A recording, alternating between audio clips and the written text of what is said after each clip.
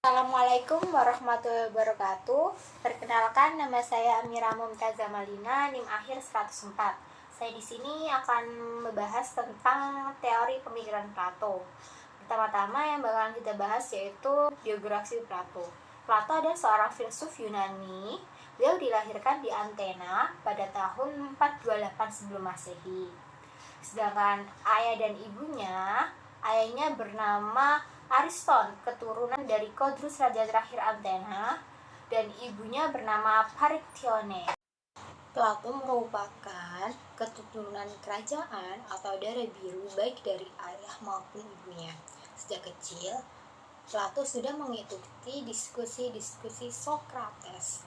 Namanya awalnya bukan Plato, melainkan Aristokles. Kemudian gurunya memberi nama Plato. Beliau memperoleh nama itu karena bahunya yang lebar, sepadan dengan badannya yang tinggi dan tegap, dan raut mukanya.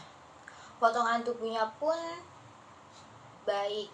Sedangkan pelajaran yang didapatnya saat kecil, selain pelajaran umum, beliau juga mendapatkan pelajaran seperti menggambar, melukis, disambut dengan belajar bermusik dan puisi. Sebelum beliau dewasa, sudah pandai membuat karangan yang bersaja. Yang bakalan kita bahas yaitu tentang gagasan Plato tentang ekonomi. Gagasan Plato tentang ekonomi ini muncul secara tidak disengaja dari pemikirannya tentang keadilan dalam sebuah negara ideal. Menurut Plato, dalam sebuah negara ideal, kemajuan tergantung pada pembagian kerja yang timbul secara ilmiah dalam masyarakat. Oleh karena itu, manusia diciptakan berbeda-beda. Mereka juga memiliki sifat dan kecenderungan yang berbeda-beda, dan pada akhirnya jenis pekerjaan yang diminati oleh masyarakat juga berbeda. Plato juga menegaskan bahwa perspektif ekonomi berkaitan dengan filsafat dan etik. Cara keadilan masyarakat dalam negara yang ideal perlu pembagian kerja di masyarakat secara alami seperti ada upah, uang, dan jasa. Plato menyadari bahwa produksi merupakan basis suatu negara dan penganekaragaman pekerjaan dalam masyarakat merupakan sebuah keharusan. Karena tidak seorang pun yang dapat memenuhi sendiri berbagai kebutuhannya.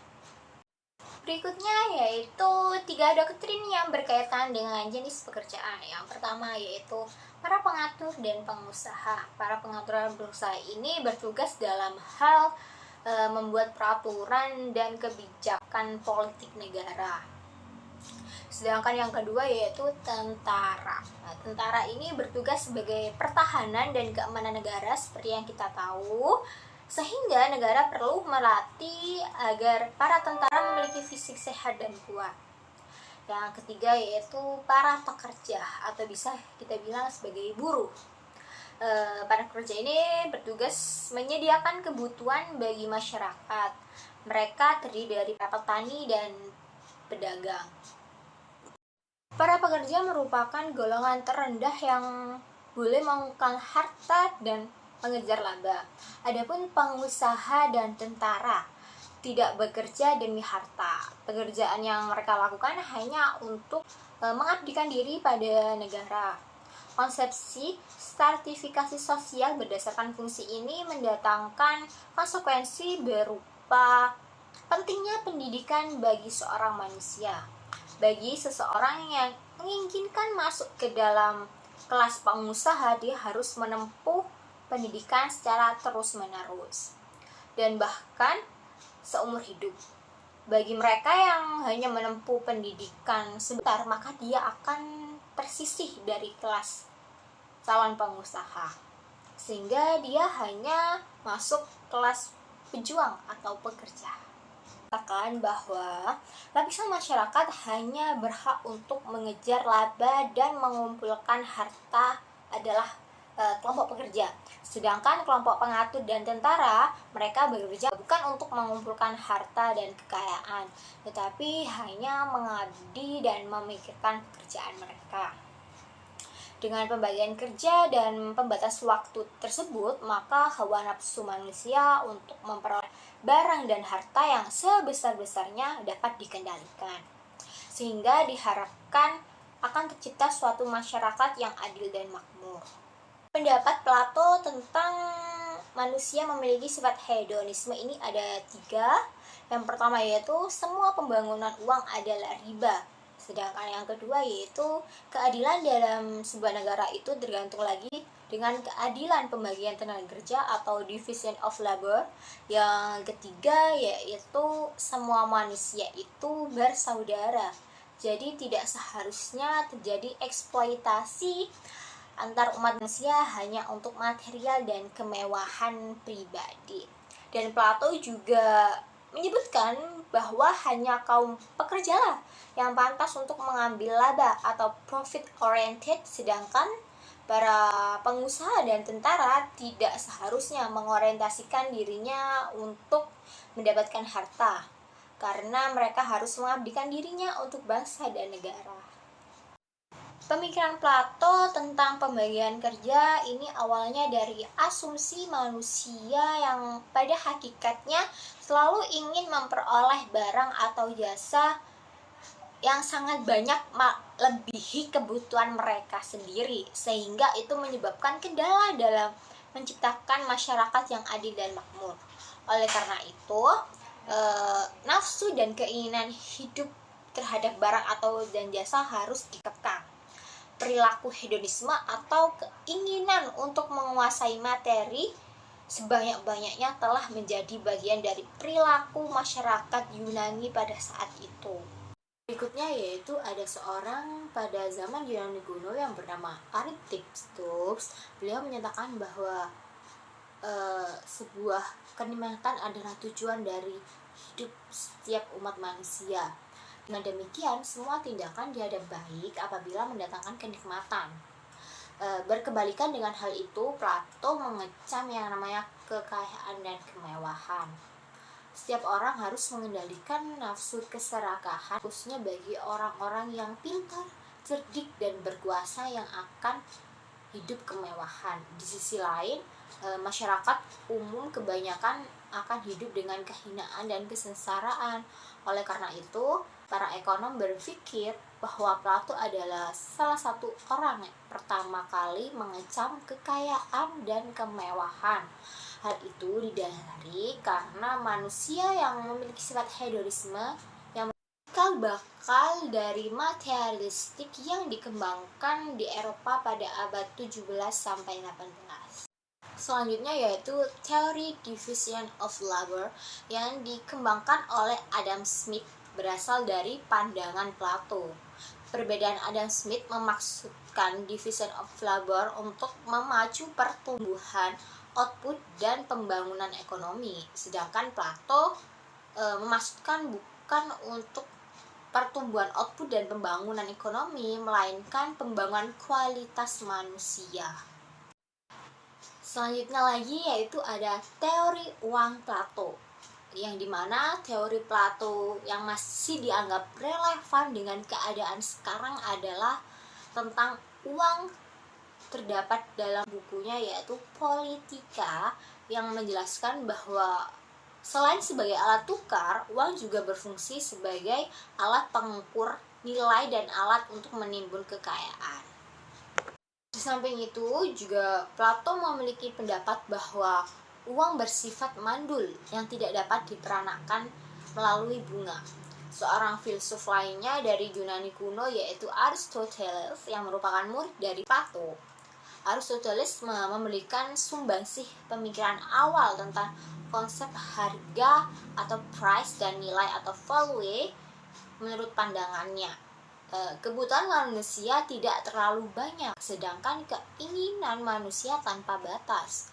Aristoteles juga mengecam kegiatan produksi untuk memenuhi keinginan manusia yang tanpa batas, dan hal itu dianggap sebagai sesuatu yang tidak alami atau unnatural. Berikutnya yaitu tentang filsafat sosial politik Plato. Filsafat sosial Plato ini berangkat dari kepercayaan adanya suatu gagasan tentang masyarakat ideal. Dalam pemikiran Plato sebenarnya tidak jauh dari konsep ideal manusia. Masyarakat ideal hanya berupa perluasan dari konsep ideal manusia. Karena idealismenya, Plato mengatakan bahwa masyarakat harus disamakan dengan pikiran manusia daripada dengan kebutuhan manusia. Ada 3 level aktivitas dalam hakikat manusia, yaitu aktivitas nafsu dan penginderaan, semangat atau kehendak, dan inteligensi atau akal atau jiwa. Level pertama dari hakikat manusia dalam masyarakat ditemukan dalam bentuk kelas orang-orang yang menundukkan diri kepada kepuasan indera dan kepuasan nafsu kebutuhan mereka.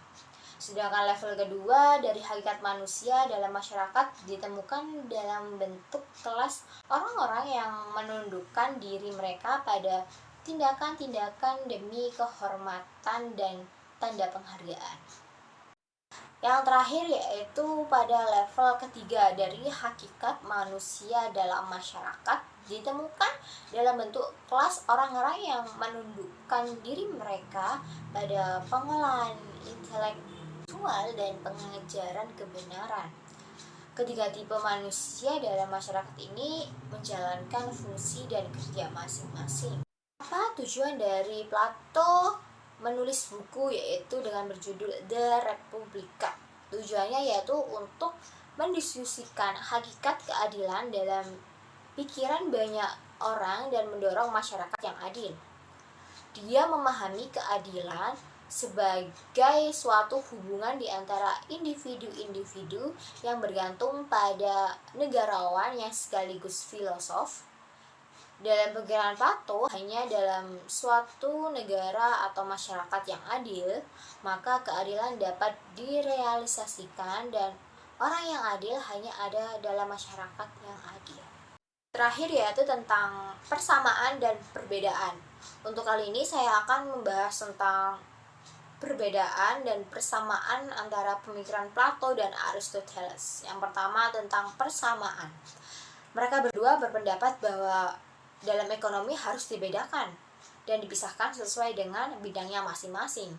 Plato dan Aristoteles juga memiliki pandangan yang sama tentang uang dan bunga merupakan alat golongan kaya untuk mengeksploitasi golongan miskin, yang menyebabkan perpecahan dan perasaan tidak puas dari masyarakat, bahkan merusak tatanan perekonomian dan menyebabkan munculnya ketidakadilan. Kedua yaitu perbedaan. Perbedaan utama antara pemikiran Plato dan Aristoteles itu terletak pada gagasan tentang ide. Plato beranggapan bahwa ide muncul terlebih dahulu, sedangkan Aristoteles itu berpendapat bahwa panca indera lah yang lebih dulu kemudian menghasilkan ide. Plato beraliran idealisme empiris yang bersifat matematis, sedangkan Aristoteles bersifat realisme dan menekankan pada kebenaran ilmiah. Ini ada satu lagi perbedaan di antara mereka yaitu Aristoteles dan Plato. Ada salah satu teori yang menurut Aristoteles itu sangat penting, yaitu teori metafisika. Aristoteles berpendapat bahwa matter and form itu bersatu. Matter memberikan substansi sesuatu, form memberikan pembungkusnya. Setiap objek terdiri dari matter and form. Sedangkan menurut Plato tidak seperti itu, melainkan matter and form itu berada sendiri-sendiri atau berbeda. Plato juga berpendapat bahwa matter itu potensial dan form itu aktualitas. Sekian dari penjelasan saya. Kurang lebihnya saya mohon maaf. Assalamualaikum warahmatullahi wabarakatuh.